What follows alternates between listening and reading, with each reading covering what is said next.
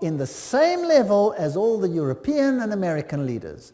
I'm going to run you through the new economic order of the New World Order. And these are now quotes from Roman Catholic sources themselves. And I would like to tell you that you haven't experienced anything yet. Waiting to come to you. And I can tell you what it feels like because I have experienced it. If you ever want to read an interesting book, read Ecclesiastical Megalomania, but I'll be quoting from encyclicals and all these things. According to canon law, the control of all property of the Roman Church state belongs to the Pope, its supreme emperor. Everything I say will have a quote now. Everything is substantiated by either a papal encyclical or any one of these. Now, communism took all property away and made it the state's property. Capitalism says the property belongs to the individual and nobody has the right to take it away. Now, if that is thesis and antithesis, then something in between is what we will want. So the Pope condemned communism, but he also condemns capitalism. The New World Order will be something in between in the name of fairness. So let us have a look at these issues. The economic thought of the Roman Catholic Church, private property. Thomas Aquinas wrote no treatise on economics, but his thinking based on that of Aristotle is foundational for understanding the economic thought of the Roman Catholic Church. Every time there is a quote. Now, what did Thomas Aquinas say? Roman Catholic economic thought is developed by the popes in their encyclicals and by the Roman Church State Councils, has been a contributor to 1. Feudalism, guild socialism in Europe during the Middle Ages, fascism in Italy, Spain, Portugal, Nazism in Germany in the 20th century, interventionism and redistributive state in the West, including the United States in the 20th century, and liberation theology in Latin America and Africa in the 20th century. What does this mean? Thomas Aquinas said, the possession of all things in common is natural law. Thomas wrote, the possession of all things in common and use of universal freedom are said to be of the natural law, because to wit the distinction of possessions and slavery were not brought in by nature, but devised by human reason for the benefit of human life. Now what does all that mean? It simply means property is for common good. You may own it, but it is for common good.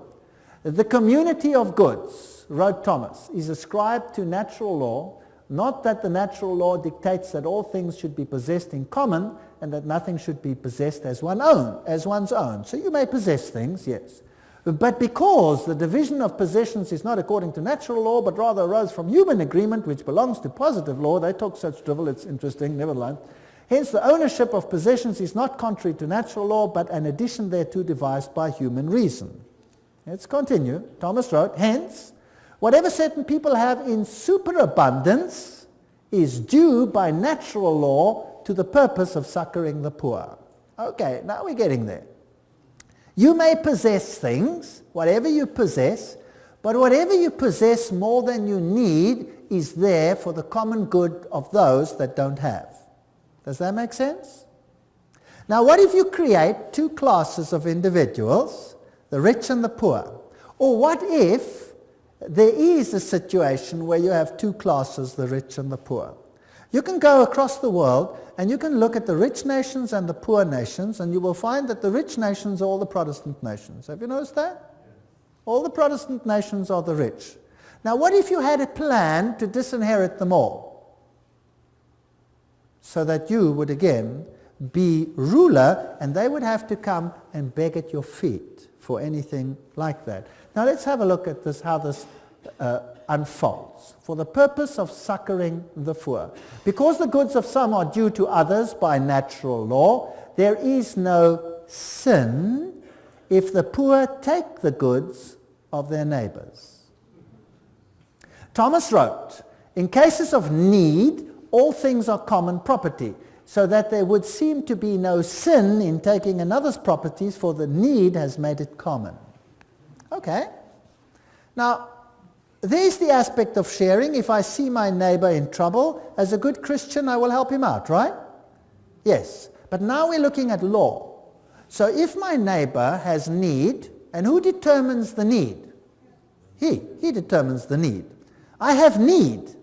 I have a need. I have a need of a television, and I don't have one, and you have one. And you have money, and you can go and buy yourself another one. I have need of your television. Can he then take it without being a sinner, yes or no? According to this, yes. What if you have a car and he doesn't have one? He can take it without sin, according to Thomas Aquinas. Now, this was a long time ago. Surely this doesn't apply today. Well, we'll see. Not only is such taking of another's property not a sin, it is not even a crime, according to Thomas. It is lawful for a man to succor his own need by means of another's property by taking it either openly or secretly, nor is this, properly speaking, theft and robbery. It is not theft, properly speaking, to take secretly and use another's property in a case of extreme need, because that which he takes for the support of his life becomes his own property by reason of that need. In a case of a like need, a man may also take secretly another's property in order to succor his neighbor in need. Oh, this gets very interesting. Now, did you know that if I leave my property unattended in South Africa and somebody moves in, I cannot throw him out? He's in because he has need. That's the law. And you think that is a South African law? No, that is a British law as well. That is a law virtually all over the country now, but it's not being implemented because the situation is not such yet that it has to be implemented everywhere. Once you start opening the borders and millions of poor people start coming in, well, then there will be great need. What did they do with need overseas? So, in South Africa, people go on holiday, they come back, their house is occupied. And they can't throw the people out. Because their property is in their name, they have to pay the bills, they have to pay the rates, they have to pay all those things, but need made it common, therefore that man can move in. Is that the situation? Yes, it is. It gets worse. The Roman Catholic doctrine of private property is echoed in the 19th century communist slogan, from each according to his ability to each according to his need. Can you see the Roman Catholic doctrine there? Human rights are more important than property rights. It was the creed of Lyndon Johnson's Great Society. We shall take from the haves and give to the have-nots who need it so much. Lyndon Johnson said that. What continent is that? It appears in the literature of fascism, Nazism, liberation theology, interventionism, and socialism. The universal destination of goods. This is John Paul II's expression of it in 1987 in an encyclical called On Social Concern. It is necessary to state once more the characteristic principle of Christian social doctrine. The goods of this world are originally meant for all.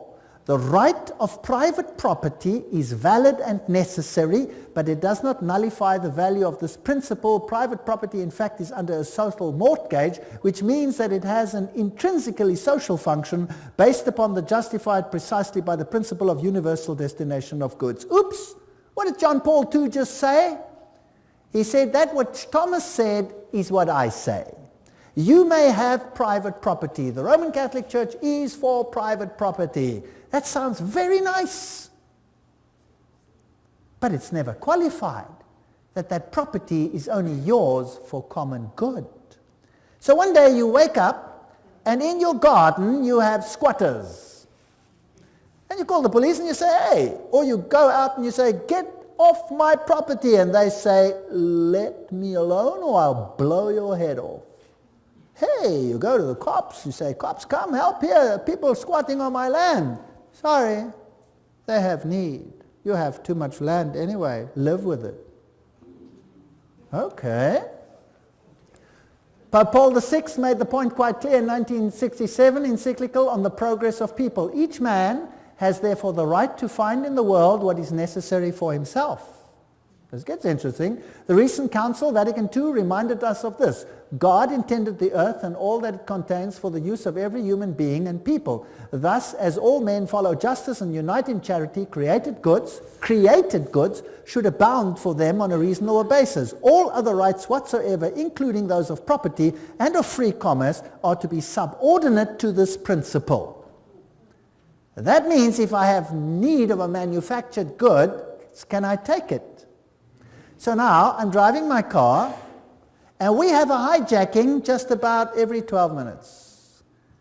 And a gun comes in and says, get out of the car, and I relinquish my car, and if I don't, what happens to me?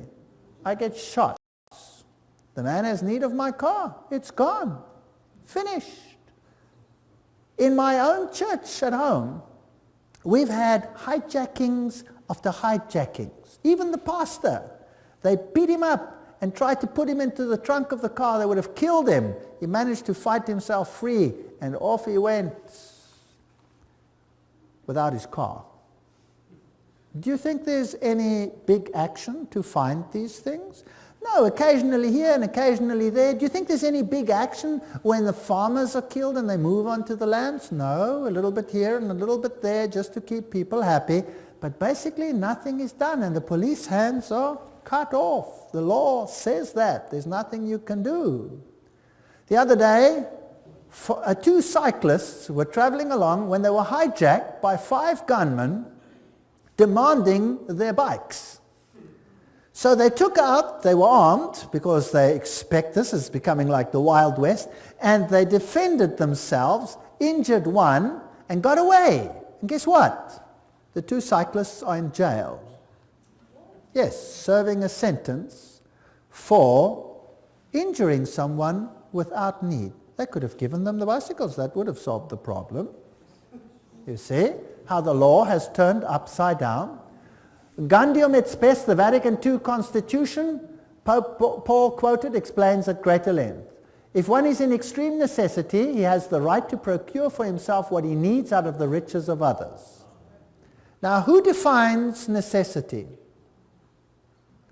Since there are so many people prostrate with hunger in the world, the Sacred Council urges all, both individuals and governments, to remember the aphorism of the fathers. Feed the man dying of hunger, because if you have not fed him, you have killed him.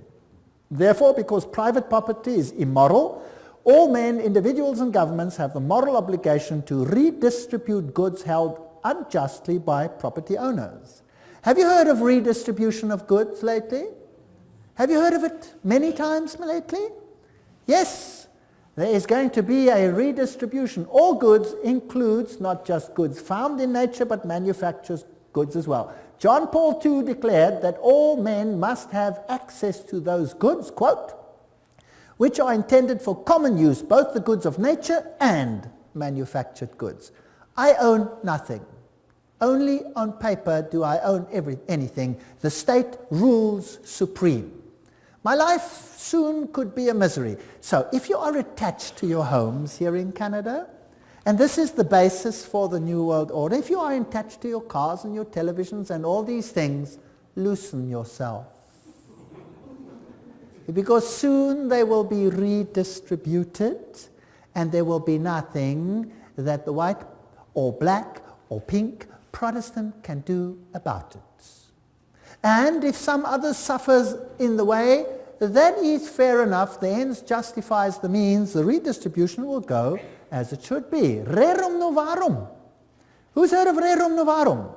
This is the papal encyclical that was issued, that is being quoted to this day, Pope John's. And to this day, all of them make reference to this, including Pope John Paul II, says this is this encyclical that forms the basis of the New World Order. Well, I thought it's important to study it. One of the Roman Church State's most influential statesmen on economic matters is the encyclical Rerum Novarum on the condition of the working classes. The Roman Church State allied herself with the proletariat, which in Marxism is the great and final enemy of the capitalist order. Pius, writing, declared that Rerum Novarum, however, stood out in this, that it laid down for all mankind unerring rules for the right solution of difficult problems of human solidarity, called the social question. Now, let's see. By far the most notable evidence of this social teaching and action which the Church has set forth through the centuries, undoubtedly, is the encyclical Rerum Novarum, issued 70 years ago. The norms and recommendations contained therein were so momentous that their memory will never fall into oblivion. John, Mater e Magistra, the papacy speaking. Pope Pius told us that the encyclical Rerum Novarum was instrumental in ending laissez-faire capitalism in the 20th century by ushering in an era of effective interference by the government. Have you got this? Let's see how it ends up. Rerum Novarum was the voice of moral authority needed to ensure the development of effective interference by all governments in the 20th century. How many governments? All. Pius wrote, "It is not surprising, therefore, that under the teaching and guidance of the Church, many learned priests and laymen earnestly devoted themselves to problems of elaborating social and economic science in accordance with the condition of our age. Under the guidance and light of Leo's encyclical, Rerum Novarum was thus involved a truly Christian social science, which continues to be fostered and enriched daily. Tireless labors, all these people, labors, now note carefully, of those picked men whom we have named the auxiliaries of the Church." So everybody working in the secret societies, the Opus Dei, the Mites of Malta, the Knights of Columbus, all of these people working, those picked men, to bring this about. Nor were there the only blessings which followed from the encyclical. The doctrine of Rerum Novarum began little by little to penetrate amongst those who, being outside Catholic unity, do not recognize the authority of the Church. And these Catholic principles of sociology gradually became the part of the intellectual heritage of the whole human race. Where are we going? I'd like to know. Thus too we rejoice that the Catholic truths proclaimed so vigorously by our illustrious predecessor are advanced and advocated not merely in non-Catholic books and journals, but frequently in legislative assemblies and in courts of justice.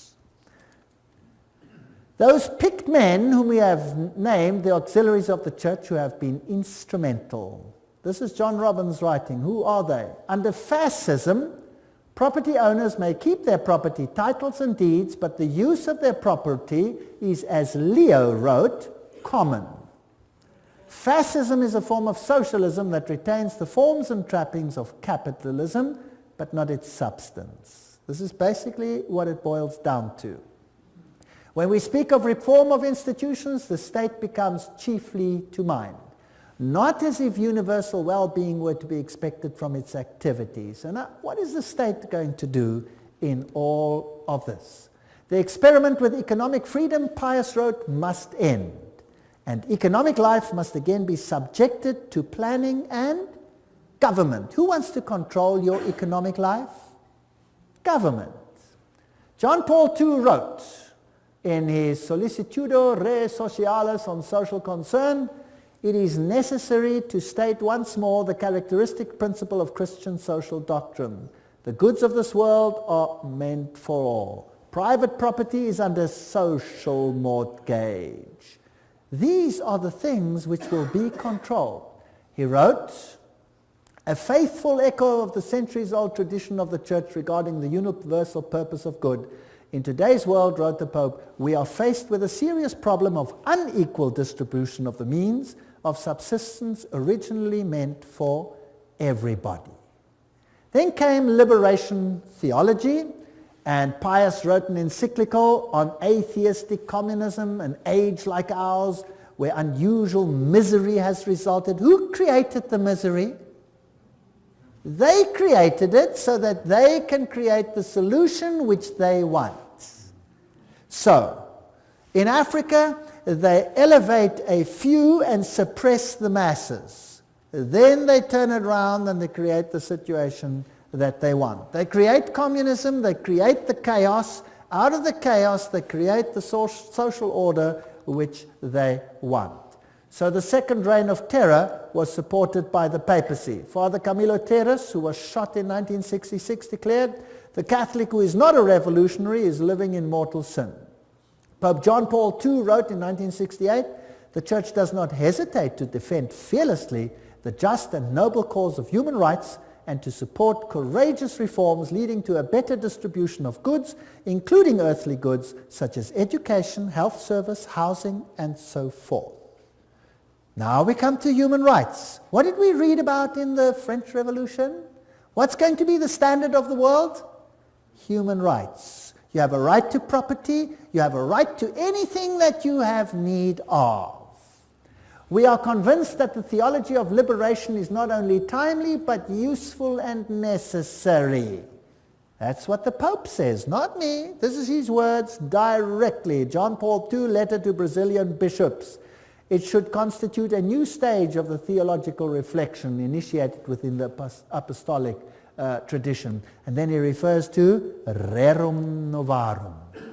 Franklin Roosevelt, when he was elected, he made Professor Ryan part of his administration. Now, who was he? Ryan wrote in 1931, "The workers have a claim upon industry for all the means of living, from the time they begin to work until they die. When industry does not do it directly, then it is the business of government to enforce it upon industry." See how it starts? Right. Now, let's look at some of the human rights. You have a right to freely found unions for working people. You have a right to culture, a right to immigrate, a right to immigrate, a right to food, a right to clothing, a right to rest, a right to medical care, a right to just wage, a right to life, a right to safe environment, a right to personal security of workers, a right to family life, a right to private property, highly qualified of course, a right to common use of all goods is just thereafter, so that means nothing.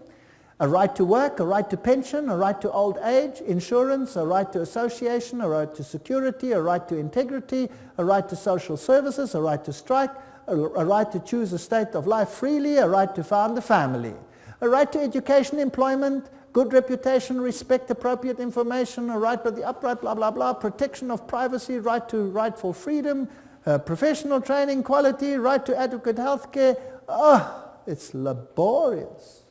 How do you control that? How do you control it? If you're going to control every aspect of that, then you must control every aspect of a person's life. You will not be able to go to the toilet in future without making a triple application to the Vatican. They're going to control every single aspect of your lives. That's what they're going to control. And government is going to become super huge. Now, where's the money going to come from? From you. Now, when the money comes from you, what then happens to your wealth? It gets less and less and less and less. That means the middle class will disappear. How many classes under Catholicism in the Middle Ages? 2. There was a feudal class, the Goyim, and there was the upper class who controlled everything. Now, if we take employment, in my country employment was running at almost 50%. In Germany it was running at point something percent. And then it went up to 2, 3, 5, 10, 20%. Now unemployment is rife in Europe. Why? Because all the East Bloc countries are now being incorporated into Europe, and there must be redistribution of wealth.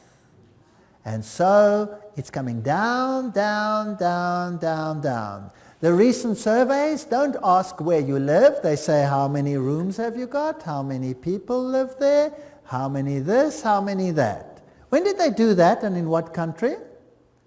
In communism. And what happened if your house was bigger than your need? The one who had the need got it. But who has to pay for it? You, because you own it. It's even worse now than in communism, right? So they came to our country. Now you have to register in each individual location. And you may not vote outside your location, so that they have your location attached to your name. And then they came to my house and they said they want to know, what is my religion? I said, I'm a Christian. They said, which denomination are you? I said, it's none of your business. They said, it is my business. Which denomination are you? I said, it's none of your business. How many rooms have you got? I said, enough. We want to know exactly how many rooms you have. I said, I have enough. Well, we want to know exactly. It's got nothing to do with you. Why do you want to know exactly? I could have another one next week, or I could put a wall in and I could have 2, right? So none of your business. You get into big trouble if you answer questions like that. You're not supposed to do that. Therefore, there must be made available to all men everything necessary for leading a life truly human. Did you know that living a life truly human is the Catholic acronym for salvation? And I will prove this to you in a future lecture, where they say to be saved means to live a life truly human. That means the kingdom of God for Catholicism is the kingdom of Catholicism ruling the world on this earth and giving everyone the capacity to live a life truly human. That means enough to take care of your basic needs and nothing else. Do you like the New World Order?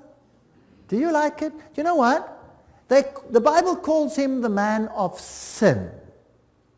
Now, there's another word for the redistribution of wealth, and I've given it to you already. What is it?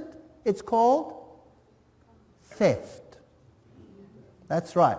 The Bible says, thou shalt not steal.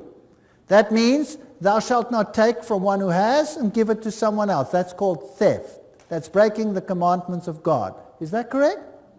Yes. We will see that this system of human rights breaks every single commandment of God as we go along. When God distributed land to Israel, how was it distributed? As an eternal inheritance. It was your land. Ahab wanted Naboth's vineyard. And Naboth said to him, I will not sin against the Lord my God, because this land has been given to me as an eternal inheritance and to my children. God gives each one a piece that is his. They take it and distribute it according to need, but you pay the bill. Fascinating.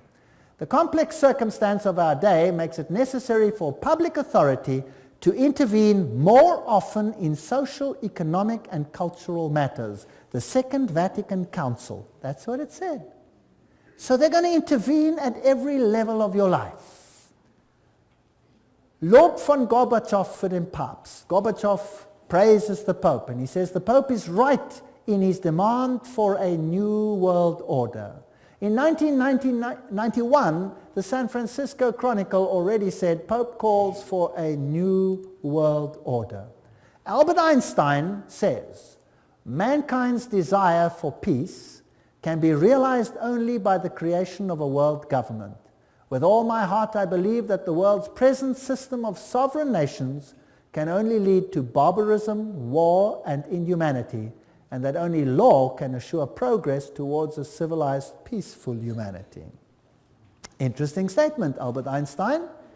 What did he also state? He says there is no salvation for civilization or even the human race other than to creation of a world government. That was Albert Einstein. What did Hugh Tunt, former Secretary General of the United Nations, say?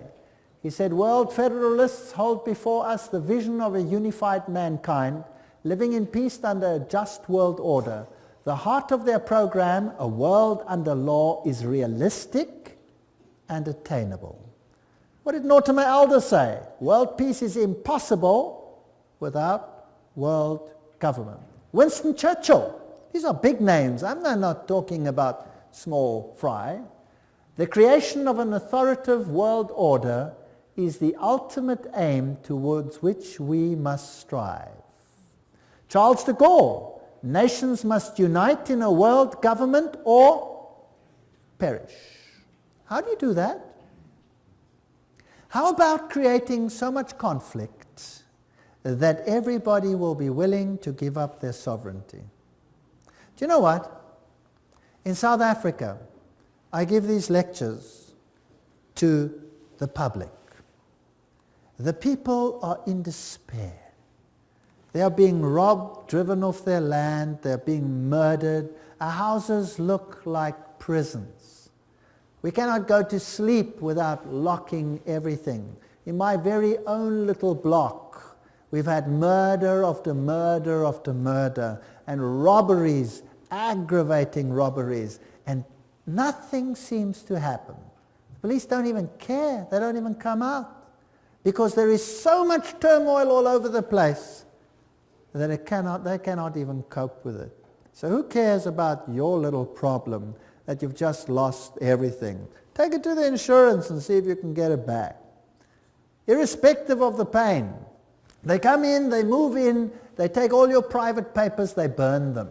You have no record of your life, everything's gone. They sell the furniture they don't want, and the rest they keep for themselves and say, get lost. It's now time for redistribution. You had land before, now it's my land. That's how it goes. This is the New World Order. Welcome to the New World Order. Bertrand Russell, the only